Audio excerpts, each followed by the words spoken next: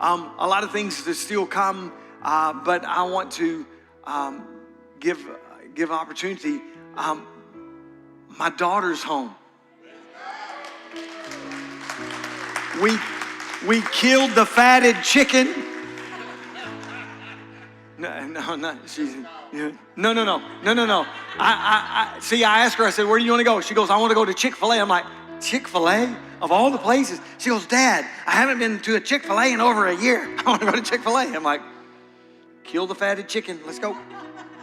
And so I went to Chick-fil-A as her homecoming meal. And so Rylee's home from Guatemala and has some things she wants to share with you today. And I'm glad that she's home for several days, and we'll get to spend Christmas with her. But it's awesome. I get to hear pretty regularly every week the things that the Lord's doing. And she shared something with me the other day, and she goes, "Now, Dad, don't tell anybody this." And I'm like, "All right, I'm telling it tomorrow." And I didn't. And but the Lord's done some awesome things in her and through her and for her. And so I'm going to just ask Rylee if she'll come and just share with you this morning her heart, the things the Lord's doing. Come on, let's give her a Destiny welcome home. Amen. Hola, buenos dias. Kalin, which is actually Pokomchi for good morning. It is so good to be back at Destiny. And I would just like to say, God is faithful. God is faithful. And I think it's perfect that Pastor Tiffany said, even through the hurt, don't give up on the dream. And I'm here as living testimony to continue to dream. Dream big in what you're doing, because I can say where I stand now is something that I prayed for many, many, many years. And I always wondered as life was going, God, I feel this call. At the age of 12, I felt the call into missions. And I remember 20, 25, rolling around. I'm like, God, when is all this playing out? But I can promise you this. He is faithful. He is faithful. And so Pastor Scott said that I had about 10, 15 minutes. Bear with me. I'm going to try to get through a lot because a lot has happened in the past year. But before I get started, there is a video that I just want to show as a small recap of the things that have happened this past year.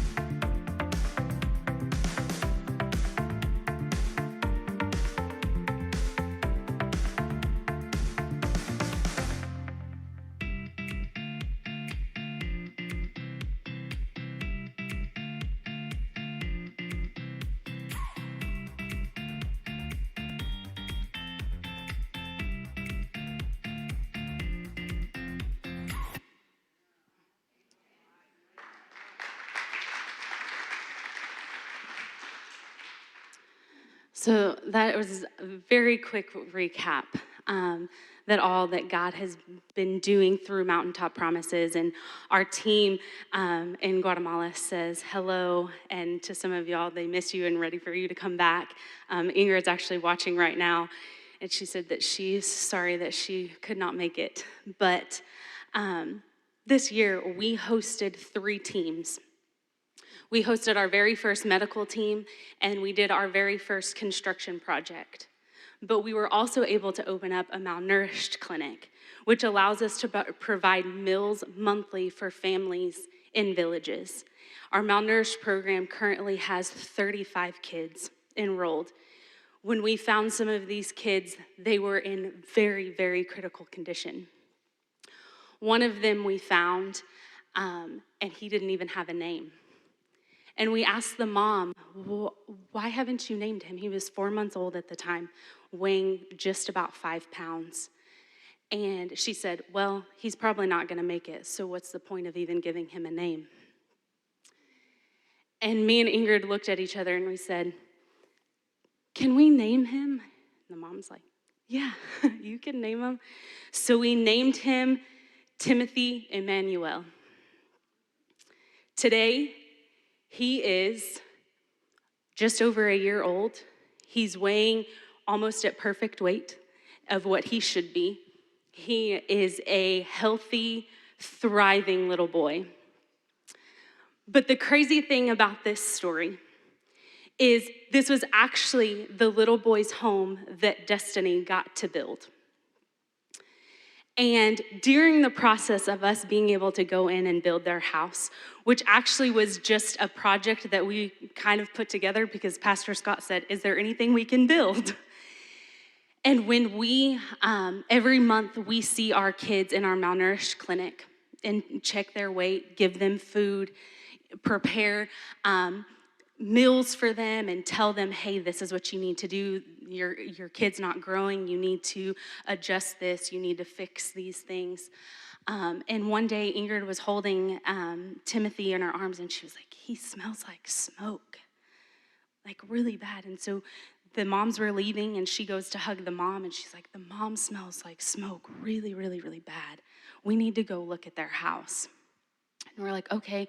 So the team went out a couple of weeks later and we went to their house, and in the video you saw us spinning around the room, just a quick video, mud floors.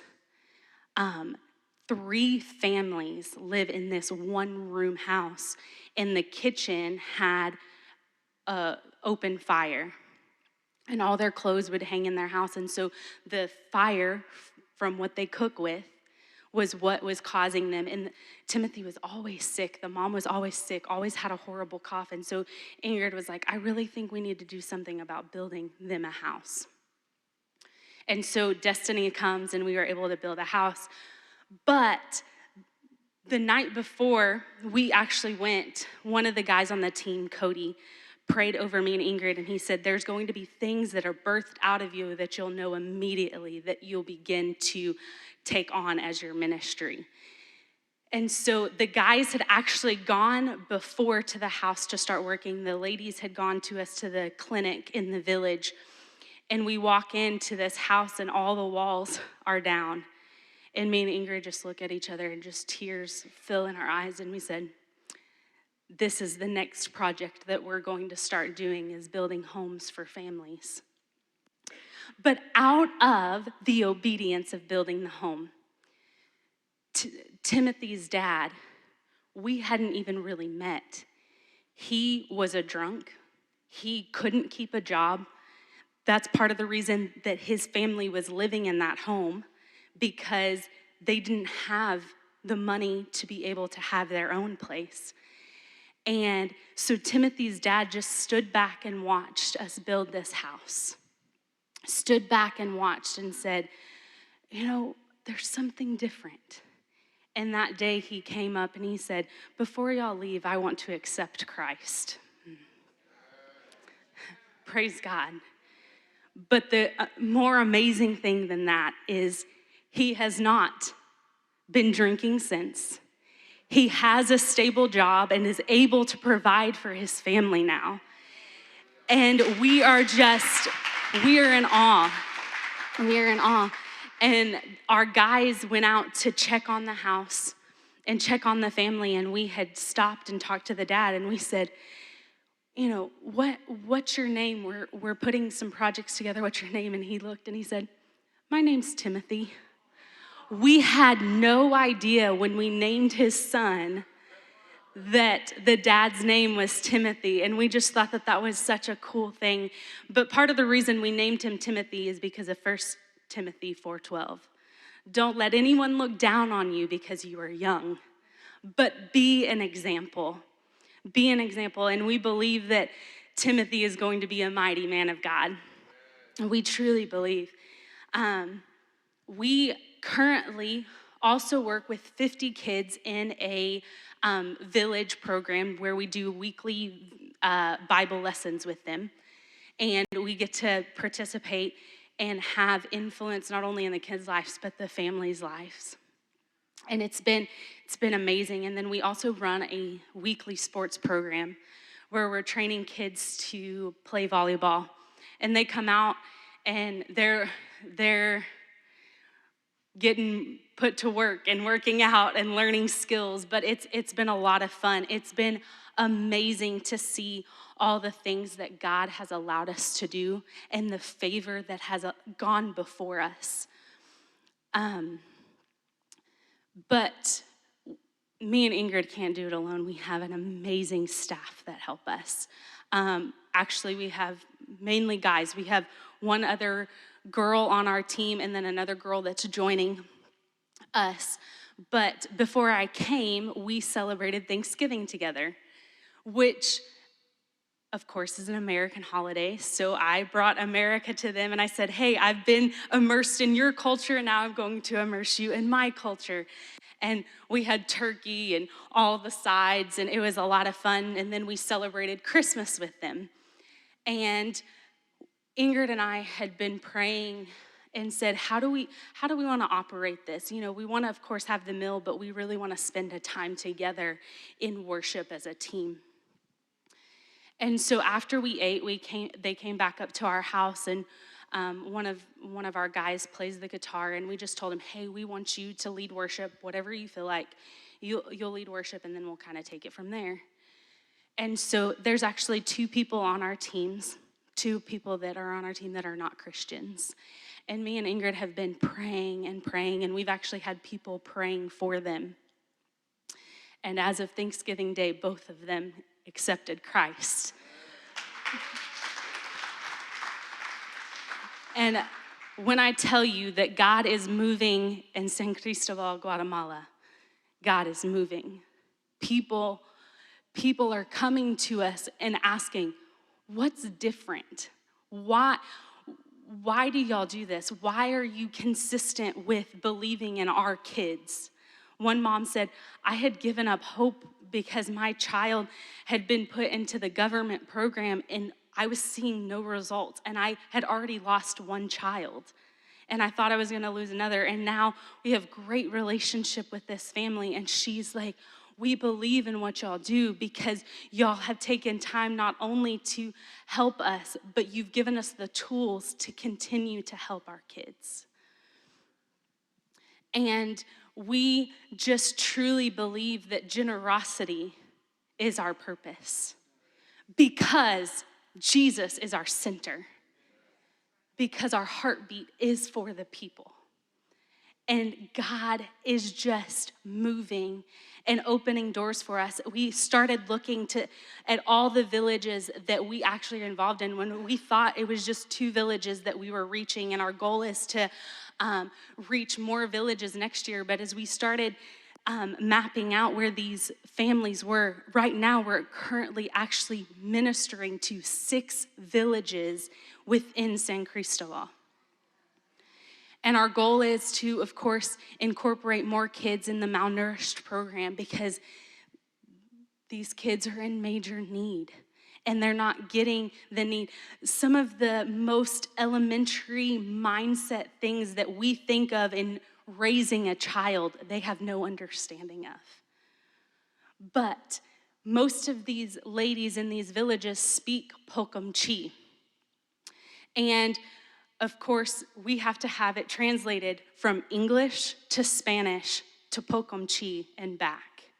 Luckily, we have two people on our team that are fluent in Pokumchi, so it's a huge blessing. One of them actually speaks English as well, and he says it's actually easier to translate from Pokumchi to English and taking Spanish completely out of it because the format, like the grammatical format, is the same. And so they've been a huge help. But this is the thing that amazes me about the Pokumchi language. There is no word for love. So they have no understanding of what true love means, meaning they have no understanding of the love of the Father. Because the closest thing that you can get to understanding what they're trying to say is they say, Tiwa, which is, I care for you. So when you're trying to say, but Jesus loves you, they don't fully understand the love of the Father. But our goal is, and part of the reason we're taking so much time to build relationships is because we believe that actions speak louder than words. And the action of building a home brought a man to the Lord. The action of living out day to day what we preach, living out us being living examples of Jesus Christ. We believe that through us we can show them the love of Christ. There may not be a word for it, but there's an action for his love. And so I just want to encourage you today. Destiny, you are not just making an impact in Dallas-Fort Worth. You're making an impact in Guatemala. You're making an impact to every nation, tribe, and tongue. We're being able to work with people that are able to communicate and reach these people that if we went in, we would have no clue what they're saying. But I will have to say this. One of my favorite things to do with the moms in the Malnourished Clinic is our time of prayer because they understand prayer.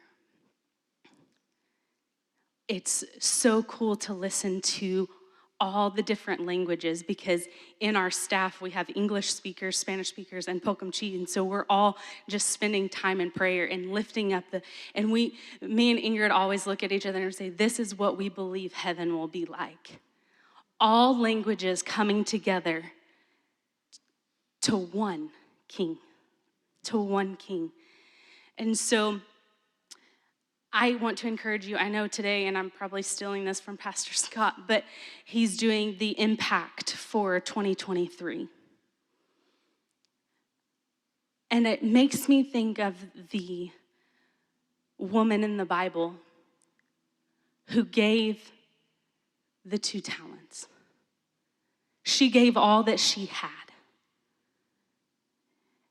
And it makes me think of what the Pokumchi ladies are like because they give all that they have. They have dirt floors. They don't even have a working kitchen. But when you go to their house, they receive you and they give you all that they have. The other day, Ingrid and I had the opportunity to go to a graduation and speak.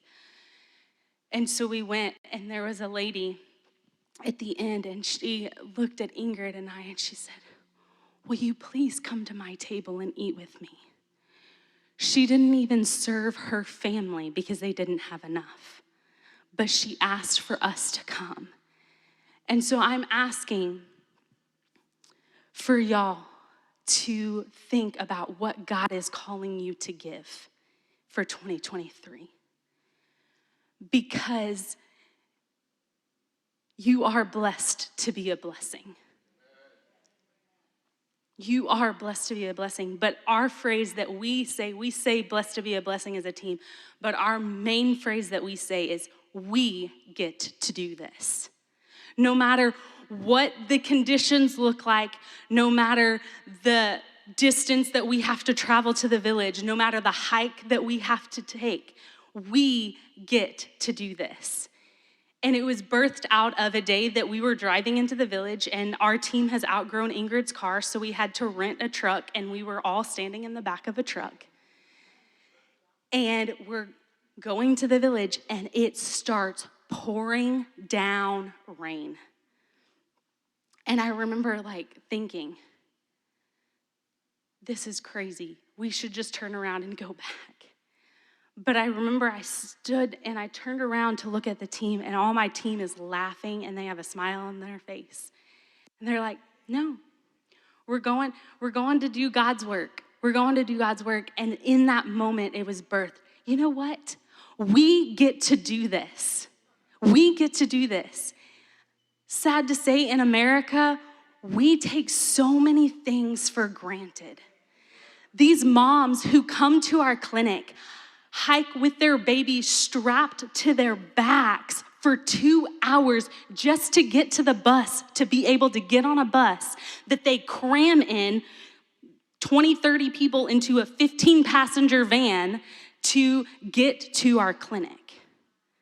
But we get to do this because we believe that our actions speak louder than our words. We believe that the love of Christ is going to shine through us. And so as a team, we get to do this because this is what Christ has called us to do. And so in 2023, for your impact, guess what, Destiny? You get to do this. You are a part of what God is doing in DFW, but also throughout the world. And with your giving, it's not just impacting your next door neighbor, it's impacting people across the globe. You're impacting missionaries who are required to make a living so that they can do what God has called them to do. And so we get to do this. Don't look at it as something you're checking off your list. Look at it as, you know what? I am blessed to be a blessing. I'm blessed to reach the corners of the earth. I am blessed because I'm a blessing, because God's called me to be a blessing. But most importantly, we get to do this. Thank you.